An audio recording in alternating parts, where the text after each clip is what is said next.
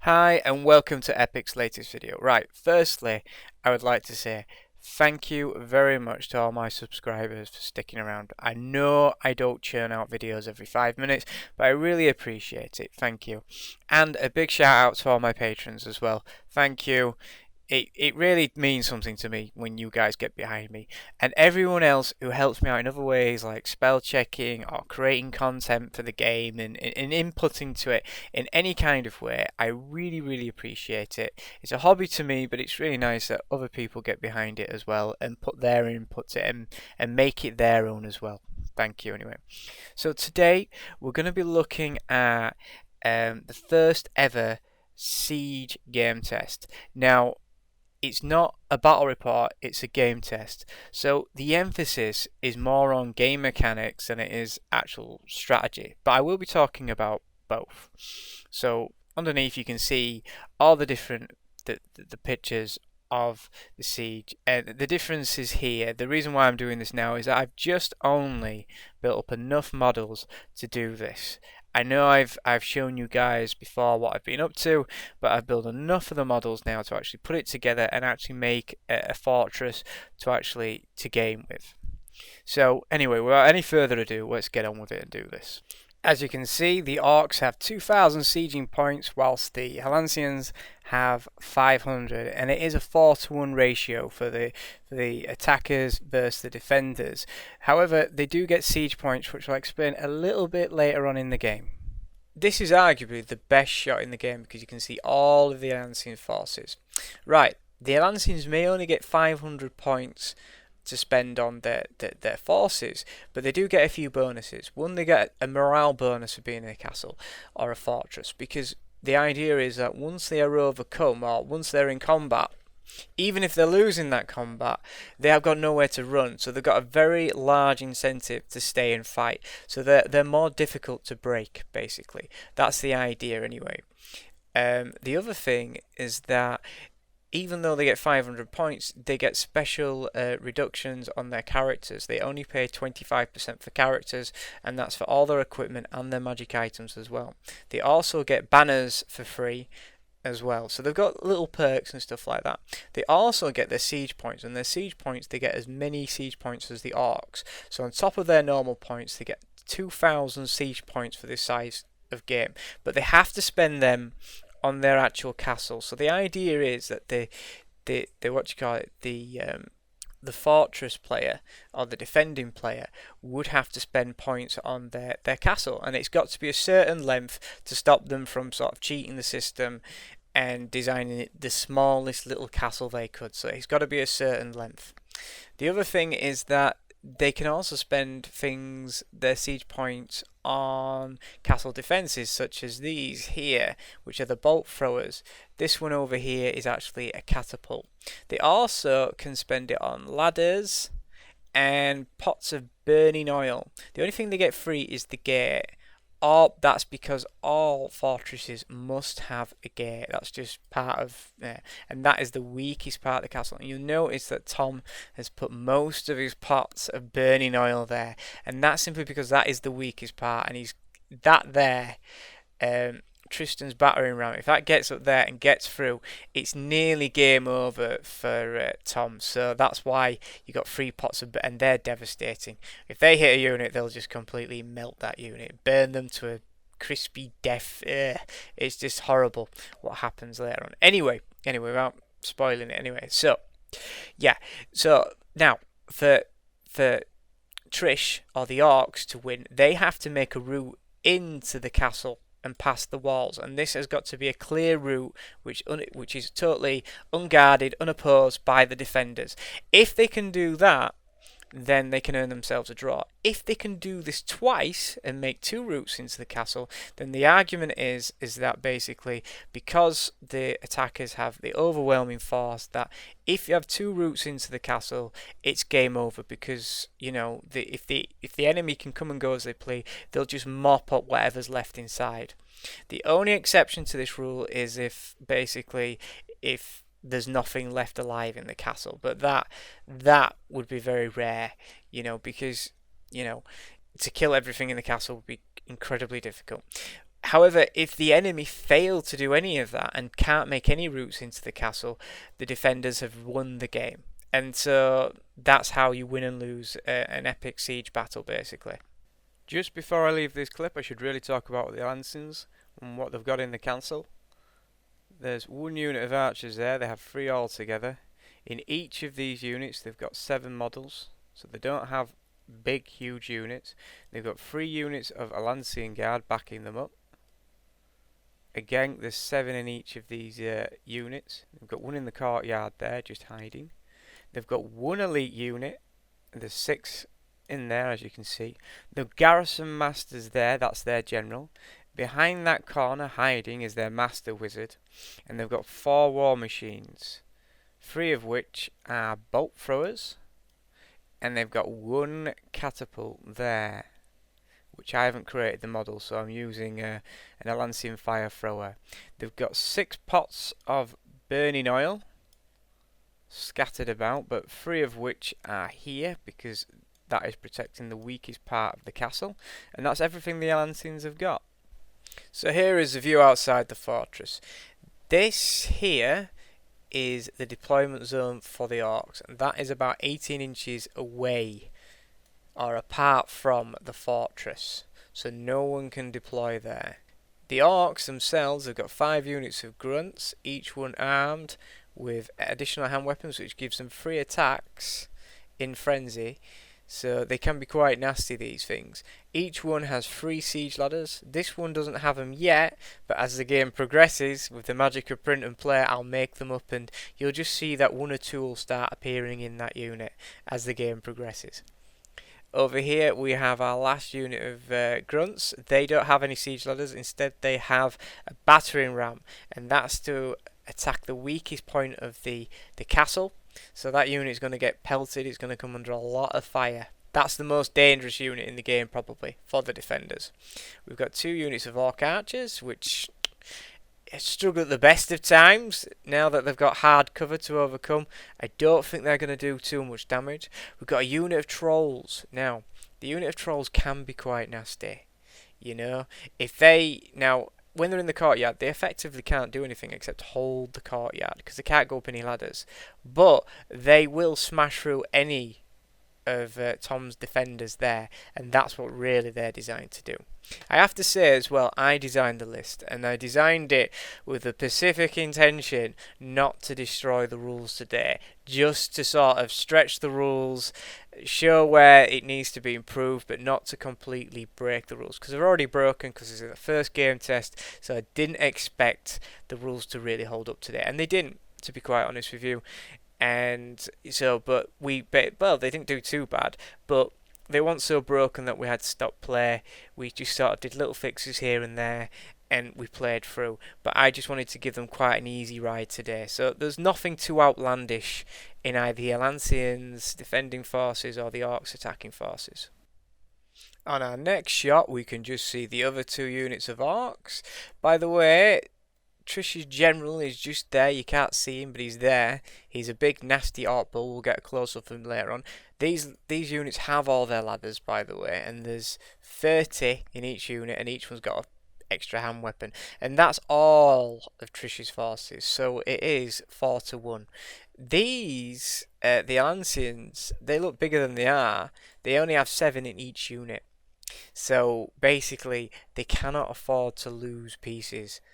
But as you'll see later on, because of the wall defences, they actually do hold up pretty well against the orcs. Here's a nice picture of the castle gate, except there should really be a moat there. So this castle has a drawbridge. So today we're just counting it as a gate. So if the orcs break through the gate, there's another gate, or there's an actual pair of gates through there which you can't see, but if they break through one, they break through them both. So basically the orcs have to just get their battering ram there, break that down, and then they're into the castle, and Tom's in real trouble then. You can just see the pots of boiling oil, and the reason why he's put them there, again, this is the weakest part, so he wants to pour them down there and cause loads of mayhem and basically force whatever is there to run away or just kill them completely with the pots of boiling oil.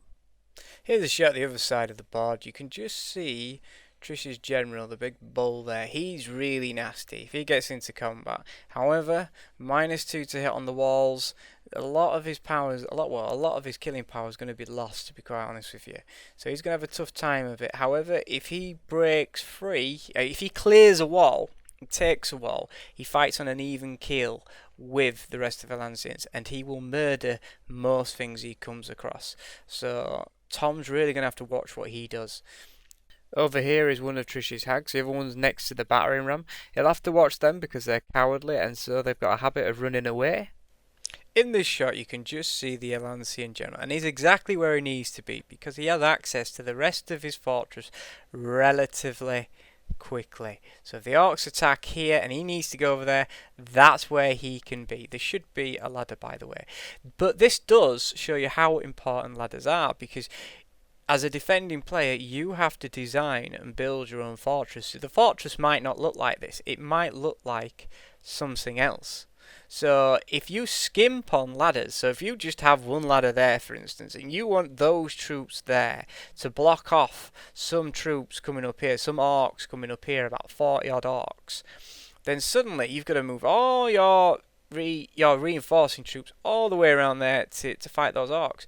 But by then it might be too late, because once those orcs are up those ladders and have filled out and moved beyond this point here, because that's the trick, if they get beyond that point, you've got to fight them on an even kill. Suddenly they'll be hitting you on normal scores, and you'll have to hit them on a normal score, and it'll all be even, except they'll be outnumbering you 4-1. So they'll probably destroy whatever you send. So if you don't get your troops there in time, because you've skimped on ladders, that could cost you the game. This is a nice shot where you can just see the orcs finishing off their move and casting Cracking Reality at the enemy, which coincidentally they don't get off. But it does highlight that I decided that we should, game test magic as well with the siege rules, just to see how it would work. And the problem with magic, because Free Planes is quite a realist, if you take away the magic and you take away the fantasy element, the actual how the psychology and how the troops move and work is quite realistic, I think, to how it would actually work on the battlefield. So sticking magic in there is a bit like sticking a sore thumb in there. It stands out and it doesn't always work. And there was a few instances during this game test where we thought, magic.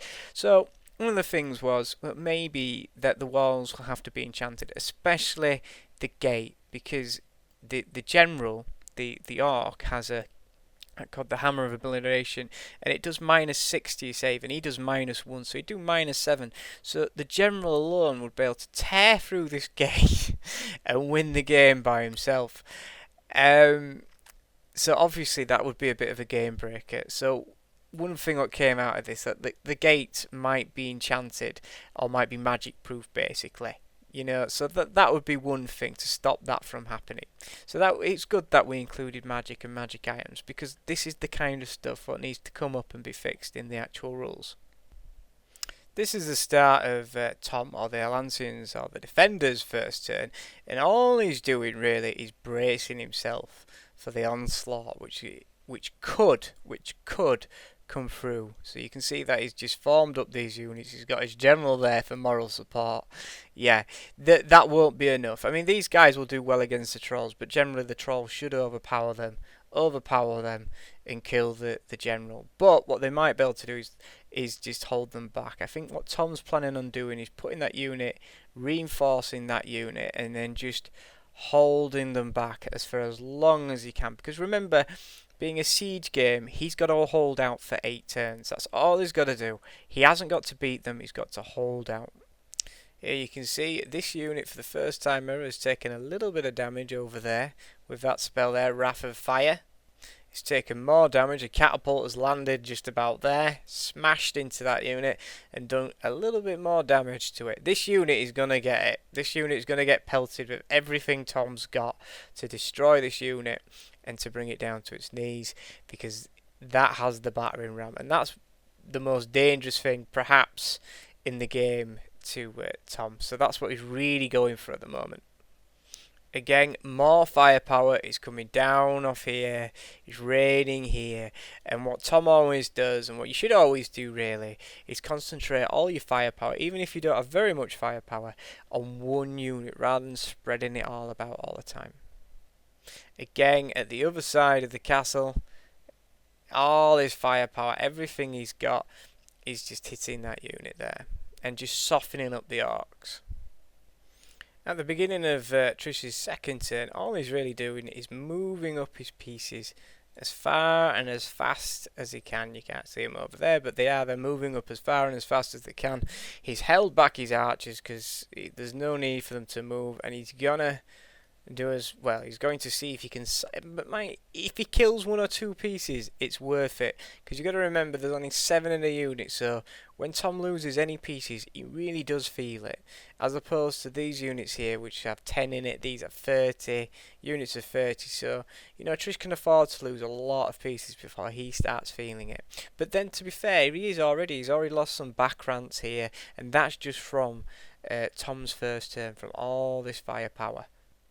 You can see just Trish is just moving up now. He's only a turn away from actually getting to the walls, and then he'll have to spend probably another turn just putting up his ladders and then climbing up the walls and then charging into combat. So he's not out of the woods yet, is Trish. So here's his poor unit again. They have just been pelted with another exploding missile from the catapult. And you know they're really getting hammered, these guys, and the closer they approach the fortress, the less of them there are. Now, from their death, the one good thing we've got from this is that losing models from the back of the unit doesn't really work for pieces carrying siege equipment. So what we suggested is they're going to have to lose pieces from the sides instead, which would make them thinner. So if we go to the next frame, they would look something like this instead, as you can see. So they don't lose it from the back, they're losing casualties from the sides of the unit. Instead of getting shorter, we just get thinner and thinner and thinner. As you can see again, this unit is getting hammered by all the firepower. It's nearly down to half strength. So, you know, the closer they get, plus these guys will be getting short range, so instead of hitting on 5 and 6s, they'll be hitting on 4s, so this unit's really feeling it now. Again, on the opposite side of the castle, this unit here, again, is getting plastered. Again, it's just about in short range, and as you can see, this also is nearly down to half strength now. Now, for the first time ever, Tom or the Alancians have taken some real damage. I know it's only 3 models, but that's half a unit. So Tom really felt that, and that was cracking reality. But when you measure that against maybe 50 dead orcs or 50 dead model orcs, it really shows you how defensive and how well protected these guys are in this little castle. The battering rams finally reached the gate, but they're in real danger because the boiling oil is going to land on them, and it's not going to be pretty at all. More ladders, all the ladders have gone up now. The orcs just ran out of movement, so they're still getting pelted by the humans. But this unit is now down to about half strength, but next turn they'll be up and they'll be into combat. At the other side of the castle where the general is, or the orc general is, this unit is down to about half strength. So they've really lost. They've lost about 15 orcs on the way, or half a unit to get in there. That's quite substantial. You've got to remember there is only 7 there, there's another 7 there, about 14. And here we return to these brave orcs again. They've just had loads of oil poured on them and they've been burnt alive, and that's basically why that unit is just forever shrinking down. So here we are. As you can see, these orcs here have done one. They've just fled. And I don't really blame them, because after these 3 pots here all landed on top of them, burnt them to bits, they've just fled, and they've ditched that battering ram there. Now this is a big event in the game, because that hag was there, and she's cowardly, so she's failed a break check, and she's basically fleeing now off the board, and that is half of Trish's magic, or half of the orc's magic, gone. So that's a bit of a disadvantage for Trish now. Yeah, nice close up of the old hag there, screaming and yelling off the board. It was a funny little event in the game. All those ladders there just fell over like dominoes, like do do do do do do do. But from this, Trish did come up with the idea that maybe we could have a rebuff ladders roll. So basically, when a ladder goes up, you might be able to rebuff it on the roll of a 6. You could pay for like anti-ladder poles. I don't know what you'd call them, but I'd have to do a bit of research on it. But it's something to think about for the future. Finally, the orcs are up. They're up on the wall and they're in combat. And there really isn't enough to defend that wall against all those attacks, because you got to remember each one has 3 attacks each. He's got about 5 attacks, so you know this unit over this wall here is in real trouble of being overpowered. And once these orcs have taken that wall, there's a ladder there. They've got access to the rest of the castle. They could hit them in the side, they could overwhelm these, or they could destroy that door there, fight the way across, and then take over this area over here. And once they've done that, that's it. They could open the drawbridge. They've got 2 clear routes into the actual castle, and it's game over for Tom. Again, at the other side, yeah, the orcs have just flooded up. They're all in combat. However, this side is a different story. There is too many Alancins over here. The orcs will not be able to overcome. They don't have the bull over here. They don't have any great hero to help fight or take this side. So the Alancins don't have anything to worry over here. Plus this unit is at half strength.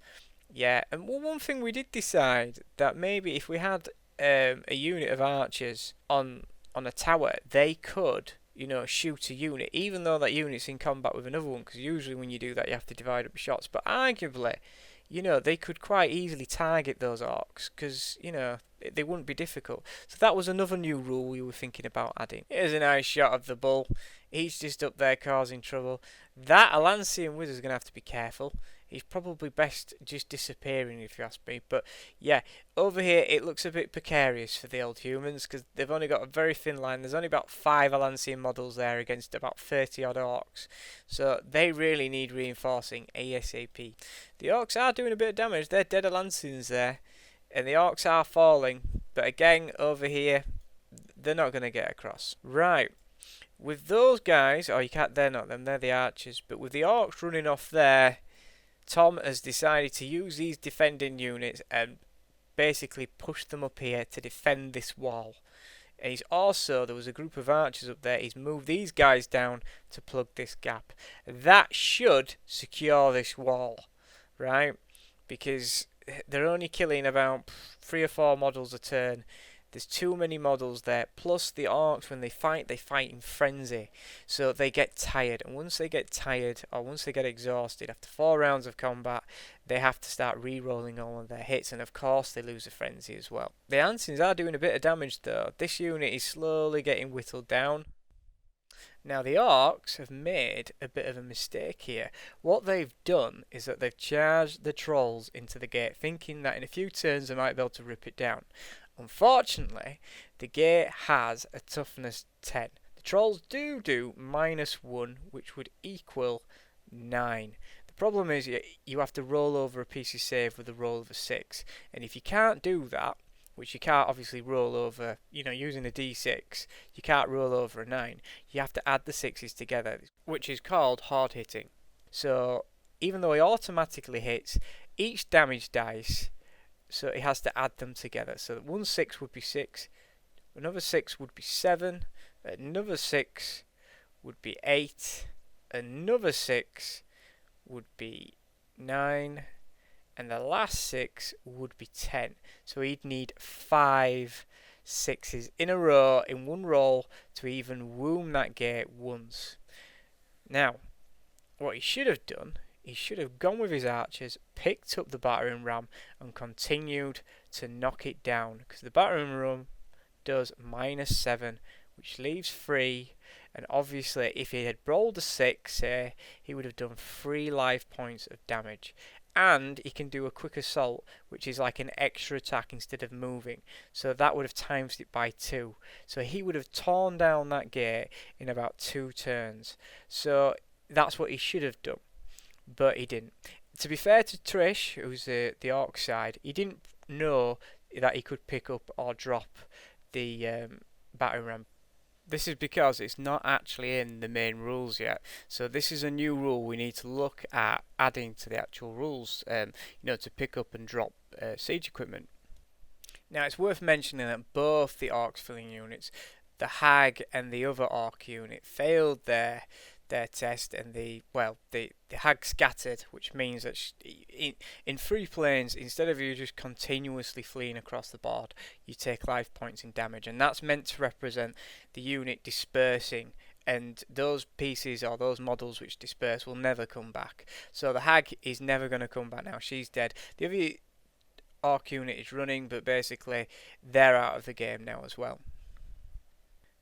Now here we had a bit of an argument about pots of burning oil. Obviously you can only use them once, but we were talking about having an after effect. So basically you pour down the pots of boiling oil on the first unit and it burns them. Then another unit could come up and then you could chuck down a torch and then everything could just burn what's ever there. And I think this is perhaps a little bit too complicated and a bit overpowered as well. So I think we're just going to stick with, maybe you could have more than pots of burning oil. Maybe you could have 2 or 3 or 4, and then you can choose to use them as and when you actually need them. But I don't know, this throwing down the torch and burning, I think is a nice idea, but it might be a bit overpowered, so we'll have to see about that. But that's what happened during the actual game test. That's what we agreed to happen, and that's what happened, and that's why those Beastmasters of the Trolls got burnt, and that's why they're dead over there. You can just see the Orcs becoming really exhausted. That's 2 rounds of combat. This is the other side with the generals at the other side, or the Orc generals at the other side. As you can see, those Orcs are never going to get past there. In fact, they're going to become, once they become tired, that is it. They're not gonna want to keep on fighting. They're never going to take that wall up there. So that's a lost cause, unless Tom can break through at the other side. This is the humans' 4th turn, and as you can see, the Alancians there they've just plugged up this gap. The Orcs probably won't take this wall now. One bit of good news for the Orcs is that they managed to wipe out an Alancian bolt thrower, which was good. They did it with Kraken Reality. Bolt throwers, 1 bolt thrower is useless, but 3 to 4 usually does really well. So the bolt throwers really did quite well for the Alancians during this game. The one thing about the Orcs, they are awesome in combat. However, the downside of the Orcs killing power in combat, which is thanks to their frenzy, is that they suffer an exhaustion counter every turn. They can get 4 and then they're exhausted, and as you can see they've got 3 at the moment. So they're on the verge of becoming exhausted. This unit is completely knackered, and this unit, well, they've got a bit more kicking, and they've got that guy there, but once they become exhausted they have to reroll all the hits, and most of these guys are already hitting on 6s, so they're going to get stuck in combat. And on the other side of the castle it's much worse. Also, Tom has secured this end of the castle because those guys have ran off, and it's getting a bit late in the day now to move these guys in and pick up the ram, and they could probably do it, but who knows. But here is where we decided to call it a day because we were running out of time. So Trish conceded the game, and I did think that the Alancians definitely won this match, but then again it is our first ever game test, and I'm sure that they would have done things different had they wrote their own lists and had they known exactly what they had in their army. In summary, so if you're the defenders, the name of the game is to know how much of your resources to send into battle and where to send them upon the walls. So, once these guys here, well, not those guys, but the other guys that ran off, fled, it was clear to Tom that the Orcs were never going to get through. So he had 2 units here, and he sent them up here to fight this ailing unit. He also sent some archers in there, and he just basically flooded that area with defenders. And it was clear to Trish that his attacking force was never going to get through there. And over here he was also stuck in combat because these guys were easily defending or holding back the Orcs. So he never was going to, force his way into the fortress at that point. So that's the aim of the game for the defenders. The other interesting thing is that in Epic Siege game, you get to design your own castle, and it's got to be a certain length. And the reason why it's got to be a certain length, if you can imagine, if you have a castle and it's just like that on a board, say, it would be very easy to defend because you could just cram it full of defenders and it would be near on impossible for the attackers to overcome the defenders. So it's got to be a certain length, otherwise it would become unfair on the defenders. So the big thing when you design a castle is not skimping on ladders. As you can see, apart from, you can't see a ladder there, but there should have been a ladder there. There'd be a ladder there, and there'd be a ladder there, and there'd be a ladder there. If you have like support troops or relief troops or whatever, reinforcements on there, you can, depending where you need them, you can quickly get them where you need them, and that's key. But however, if you skimp and say just have a ladder there, and you're being attacked there, that relief unit, have to go all the way around there and get into combat. But by that time, it might be too late, because once the enemy overcome this part, the turrets, the wall turrets, once they're overcome, the defenders are in real trouble. And it's simply because the Orcs don't have to hit on 6s anymore. They hit on normal scores, which would be a 4+ ordinarily. So, suddenly they'd be fighting on an even keel, except it wouldn't be an even keel because the Alancins would be outnumbered 4-1. So then the Orcs could use their extra killing power, which they have plenty of, to fight their way through and win the game. And if they got, say, to here, the castle gate, it's game over for the defenders, because then they can open the gate and then you can just make another route into the castle. The trolls would have got in, wiped out whatever defenders were there, and you'd be in real trouble. So yeah, Tom played a good game, I thought. For the attackers, or the sieging army, what they really needed to do, or the Orcs should I say, they needed to open up more fronts. At the moment they had 3 fronts, or 3 points where they were attacking the fortress. Now this meant that, as I've explained before, Tom could concentrate his defenders in these areas. But what Trish should have done is, and to be fair to Trish, this is his first ever siege game, and I'm sure he'll do it in future, he's opened up more fronts. So he should have got here opened up. He should have got some ladders there. He should have got some ladders there and really forced Tom to spread his forces really thin. Now, had he done that, he might not have got through here. That's fair enough. They just ran away. He might not have got through here. But his general wouldn't have had to hack his way through all these troops, all these extra troops we poured in the last minute to shore up that gap which could have opened up there.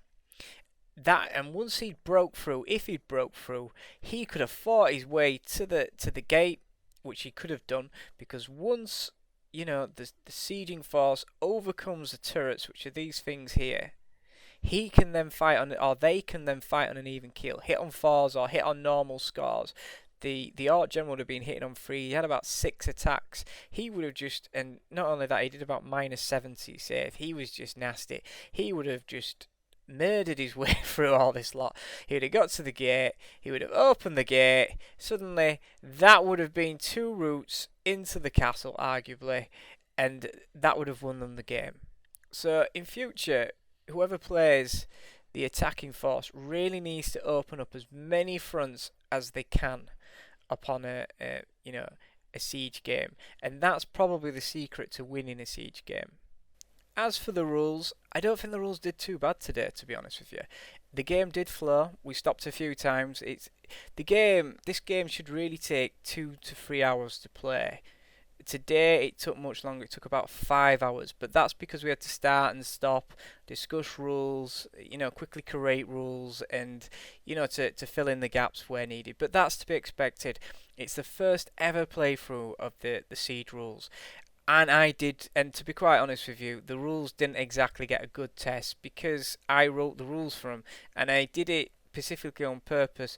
So, the rules didn't get ripped to shreds. There's loads of things in there which could tear the rules apart, but I didn't want to do that. I wanted to have a game, see how it would work, and just look for the absolutely huge, big glaring problems in the game, fix them, and then we can look at more tearing the rules apart, because the game testers have got very, very good at breaking the game now. Every so often they come up with something, I'm like, not again. But generally they haven't done that for a while now. The new pitch battle V3 rules are pretty tight, I think, now. So that's okay, but I didn't want them to rip apart the Siege rules today. What really came out mainly was siege equipment. There needs to be more rules around them, so either dropping or picking them up, and how units carry them, and how many models in a unit do you need to carry a ladder and stuff like that. And when these units take casualties, they need to take them off the side rather than taking them from the back. They were the main things. The other thing was the gate will probably have to be enchanted. So, because there's loads of things in the game, you could have a really good character, he could just go up to the gate and just tear the gate down. So the gate might be immune to magic, because we do live in a fantasy world, and fortresses would have, these kind of protections really. So that was one thing. We're not sure. The wizard, I thought the Alancian wizard, they only had one wizard, but he was a master wizard, and you only pay 25% what you should be paying, and that includes all the magic items, all the gear and everything. So you can have actually quite a good wizard. So I don't know if the walls should be enchanted against magic. So that's something we're just going to leave for now and see how that works.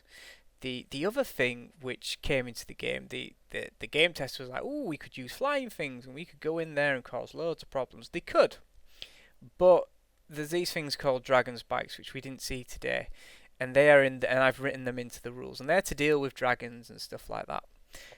You've got to think of them a little bit like, like the pigeon guards.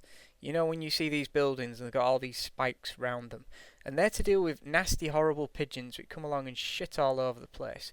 So yeah, but they're like huge. They're like massive spikes. And in a fantasy world, they would have things to deal with dragons and griffins and all the rest of it. So even a dragon could land there, but it'd take loads of damage and it wouldn't survive there, and it'd rip its wings up and it wouldn't want to land there.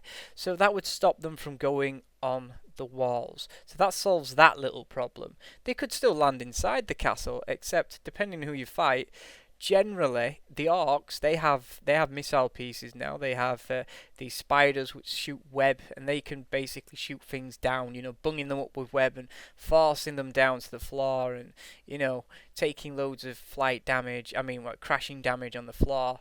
The Alancians have got plenty of bolt throwers, and if you've got a problem with a big nasty piece, then usually a couple of bolt throwers will sort them out.